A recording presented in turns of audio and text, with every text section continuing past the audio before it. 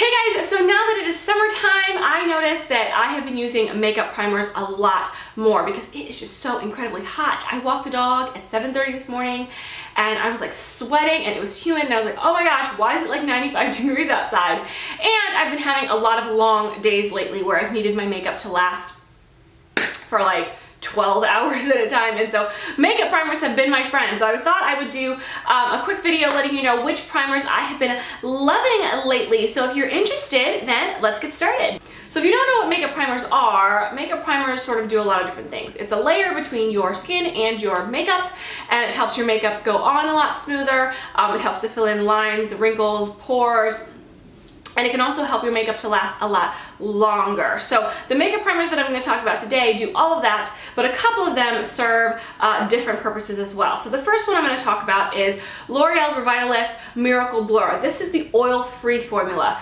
The non-oil-free formula looks sort of like a cream.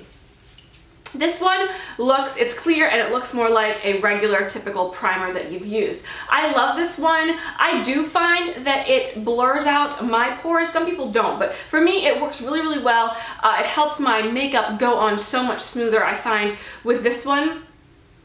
But I would highly recommend the oil-free version as opposed to the original version that is not oil-free. This one is sold at drugstores, but it is a little bit pricey for a drugstore product.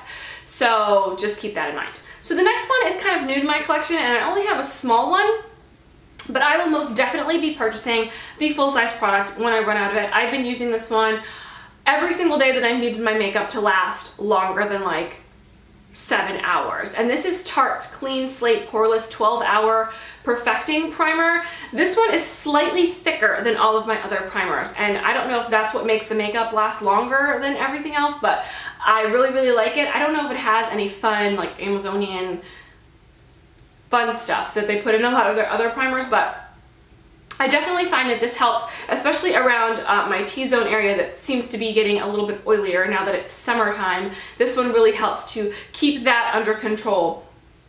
So I would definitely recommend this one. You can purchase this at Ulta or anywhere they sell Tarte products, but I plan on getting it from Ulta. Next is DHC's Velvet Skin Coat. Now this primer is actually a primer that I have been using for years. It's one of the very first primers I think that I ever tried when it came to primer, because I got like a little teeny tiny sample. And so this is a 0.5 ounce little tube. It's my second tube of this. I've actually used this before. I purchased it before, but this one was sent to me and I'm so glad because I absolutely do love this primer. It goes on like any other primer. You know, it's really simple to use. It spreads really easily. That's what I love about this one, is the fact that I can use it all over my face. A lot of times they're just difficult to spread, and so I can only use it like on my T-zone area. But this one, I wouldn't say that it's thinner. I would just say that it's more spreadable.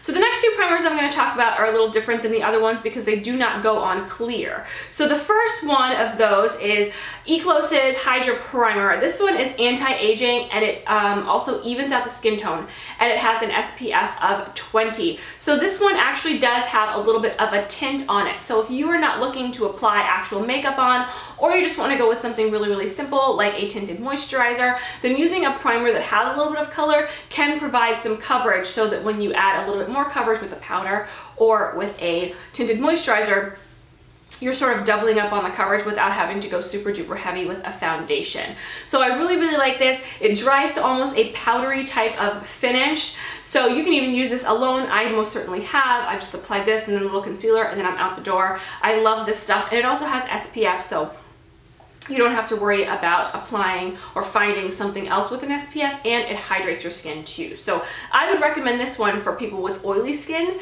because you can get the hydration factor, you can also get the priming factor, and you can get the sun protection factor all in one.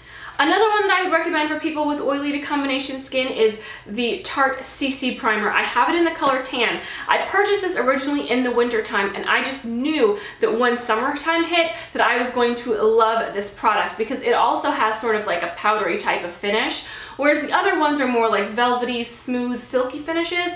This one dries to a powder finish, and if you can see that, it has some color correcting little thingies in the circle. So the Lavender is for dullness, the green is for redness, and I do find that it really helps with the redness, most especially because when I'm having a breakout or a pimple or just some strange crazy redness on my face, applying this on it in like a circular motion works perfectly. This also works great for people with oily skin. I actually had my cousin try it because she has very oily skin and she really liked the way that it goes on.